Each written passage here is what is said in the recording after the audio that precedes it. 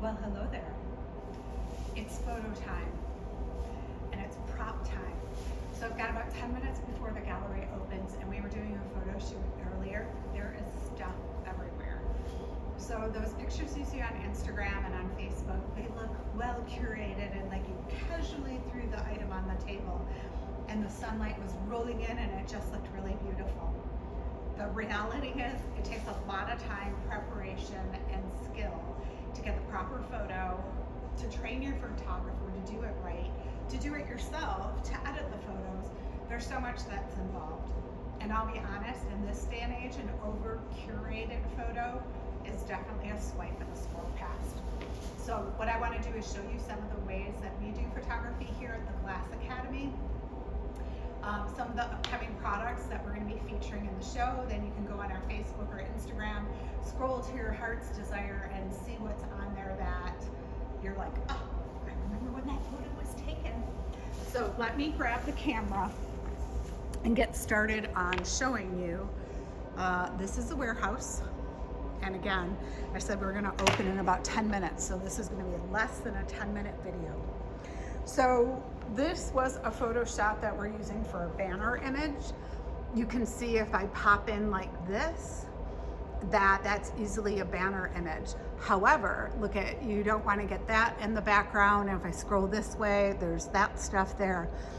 So how do you get a banner image that's wide enough? These are all the questions you got to figure out. Now for us, this is a color that's matching our holiday look, but we tested some other colors here as well. And this is our coat rack. So you can see we just drape them on. This one here, I always steam out or iron out all those wrinkles because you can see them now. They're gonna show up in your work as well. So next thing I wanna show you is the prop cart. These are things that we use for displays, but they add a really nice pop of color in the background, and simple. They could be notebooks. I have no idea what's inside of them, but just wrapped in the brown paper with a little bit of twine. Let's see, I have one product here.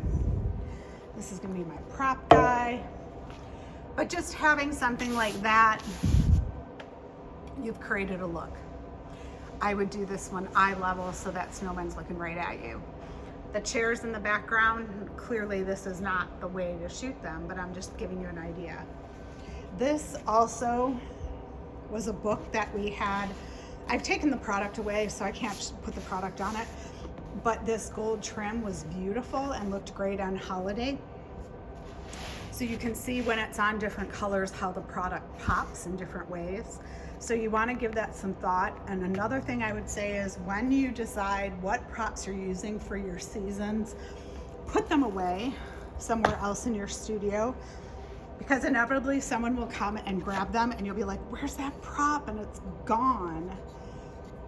These are rounds from a tree that were just cut. You do have to let them dry out a little bit. We put these on a pumpkin display, and when they went on the fabric, they all started to mold. So if you're going to use wood, make sure that you let it dry out. I shop props like this after the holiday. Do not spend all your money now going and buying props. All this stuff's going to go on sale after the holiday. I mean, if there's something you super want, like, oh, they're never going to make this again. But this is Target. These are garage sale. This is some vintage, stopping at a yard sale. It's one of my favorite props to use.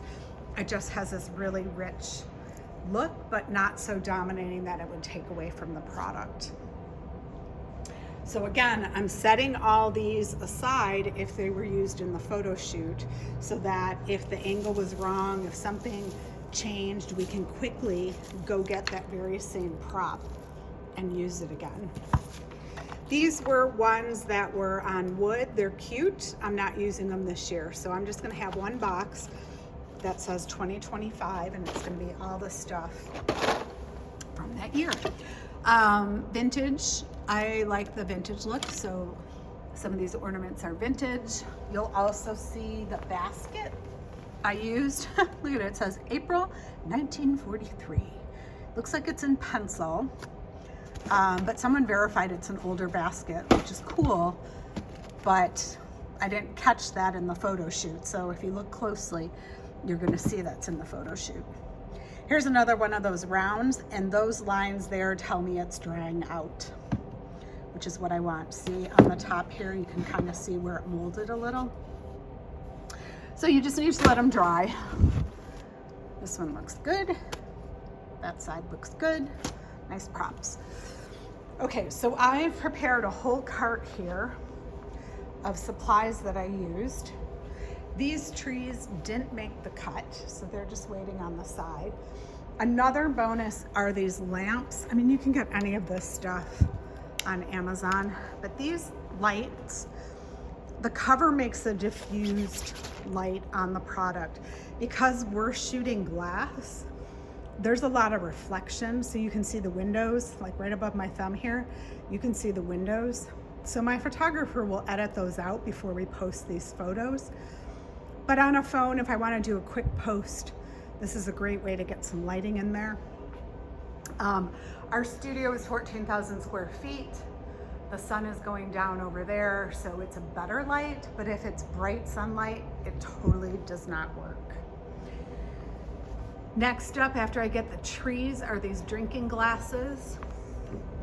So if I were to shoot them with that blue background, it's fair, but I'm gonna need to change the color so the glasses really pop. And here you can see that strong reflection of light, so you don't want that. It's really hard to read what the image is. You know, see how there it's better, but that is too reflective. So if we pour a beverage in it, and I have someone who's got pretty nails to be the hand model, that angle right there is good because there's no reflection. Just see that, a slight tip, now there's a reflection. So there's so many things to think of when you're photographing. Take your time, do not rush. These are all props. These were ones we used for the photo shoot, so I've set those aside. But here's some vintage fabric that a friend of mine gave. Now for our product, this is definitely too bright. So instead of hanging on to it, I'll probably toss that one or donate it. But I will go through the different fabrics here and decide what works for our studio. If I had a vintage cocktail in my hand, this would be a perfect backdrop, like a 1920s, like flapper kind of time. Woo, this one is pretty busy. But maybe it's a backdrop for a mocha that kind of looks like a coffee drink if we had some ingredients there. So these can be backdrops. If the glass were a solid color, probably would work really well. You can set your products on top of here. Sometimes it's just a reflection of color. We have this wood table that my glasses are on. And then this right here is a super, super sturdy table. These are vintage ones from high school here in Dearborn, Michigan. I really like that table. The wood table that's on top of it, it had these like super cool tall wood legs, but they're really unstable. So we were always concerned that the product would wiggle off the table or we'd bump the table and they'd fall. So what we did was just take the top off.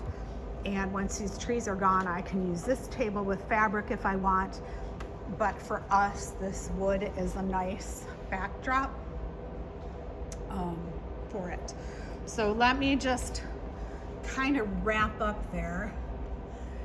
Maybe I'll run over here so I'm looking at you. So photography is like no joke. Again, here's the nice light. It's very soft. It changes how I look from the earlier video, the beginning part of the video. Another thing I've learned about photography is do not rush. Make sure you give yourself plenty of time. If you think it's going to take 2 hours, double it, because you have to get all your props together. You have to take the photo shoot. You have to do everything. Then you got to clean up. One of the mistakes I made in the early years was just thinking, oh, I'll just take a couple photos with my phone. It doesn't happen that way. When you decide on your product, there's that checklist you've got to go through. Put down in the comments checklist and I'll get it to you. But all these reflections, it really depends what type of light you use and how you do it. Once you start photographing, you're going to be like, oh my gosh, this is the perfect angle. So you're gonna want a close up. You're gonna want it far away. You might wanna put it on a spinning wheel and get like a whole 360. I find that it's really helpful if you come to the table knowing what you wanna photograph, what applications you're gonna use it in, and where you're gonna use it before you photograph. My photographer and I have been doing this long enough. She knows that every product we go through, she's gonna get a one single shot of it, group shots, also ones with our logo in it. For us, it's very important that the Glass Academy logo is in the piece. Many people share our photos when they travel around, and if our logo isn't in there, then we've missed an opportunity to get the customer back to our website to purchase the product. So it all depends what you're doing. This particular banner image that we did of the trees, I did not put the logo in because I know it's going to be a banner image, and if that goes on Facebook or YouTube, it's already got our logo there. So that would be overkill. So the checklist for yourself or your photographer or your team, whoever's taking it, is super important. You want to make sure you don't miss that. Okay, this was just a short and sweet one. This is how you photograph work, how we photograph work anyways. If you guys have any questions, put them down in the chat.